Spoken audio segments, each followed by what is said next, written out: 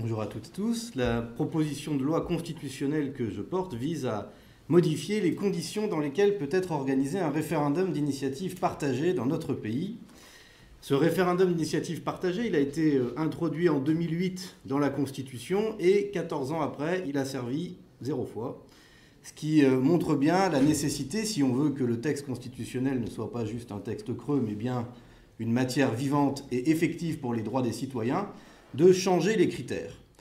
Nous proposons de les changer de deux manières. D'abord, d'abaisser les seuils.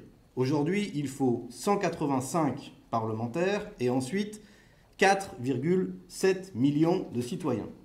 Nous proposons de les baisser de manière drastique pour qu'ils viennent au niveau où ils sont dans les autres pays, c'est-à-dire 10% des parlementaires, 93, et 1 million de citoyens au lieu des 4,7. Nous proposons aussi de le changer d'une deuxième manière, c'est que là où aujourd'hui il faut des parlementaires qui initient et ensuite un soutien de citoyens, nous voulons créer le droit à l'initiative citoyenne, que les citoyens puissent être à l'origine de ces démarches, soutenus ensuite par des parlementaires.